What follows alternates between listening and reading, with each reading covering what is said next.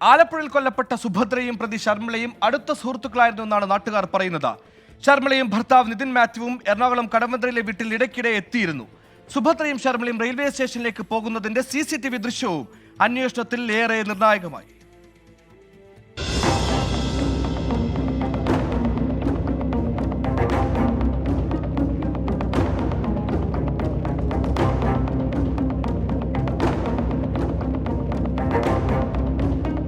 സുഭദ്രയെ കാണാനില്ല എന്ന വിവരം നാട്ടുകാർ ആശാപ്രവർത്തകയായ അശ്വതിയെ അറിയിച്ചതോടെയാണ് തിരോധാന കേസ് പോലീസിന്റെ മുന്നിലേക്ക് എത്തിയത്. 5-ാം തീയതി എന്നെ ഇപ്പുറത്തെ അയൽവാസിയായ ആ ചേച്ചിയാണ് എന്റെ അടുത്ത് പറഞ്ഞത്, മോളെ ഇവരെ കാണാനില്ല. അപ്പൊ ഞാൻ പറഞ്ഞു ഇവര് ചിലപ്പോ അമ്പലത്തിലൊക്കെ പോയി കഴിഞ്ഞാൽ കുറെ കഴിഞ്ഞേ വരുവുള്ളൂ.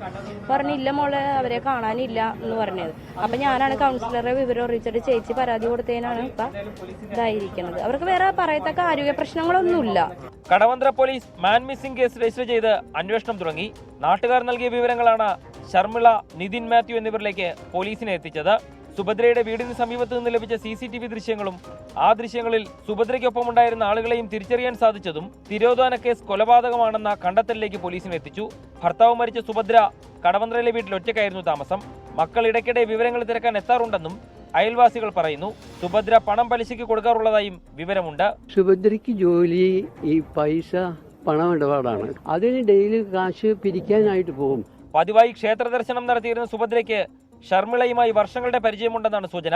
ശർമിളയുടെയും നിതിൻ മാത്യൂസിന്റെയും വിവാഹത്തിന് മുൻകൈയെടുത്തത് സുഭദ്രയാണെന്നാണ് വിവരം. ആരാധനാലയങ്ങളിലും മറ്റും സുഭദ്രയും ശർമിളയും ഒരുമിച്ചായിരുന്നു പോയിരുന്നത്.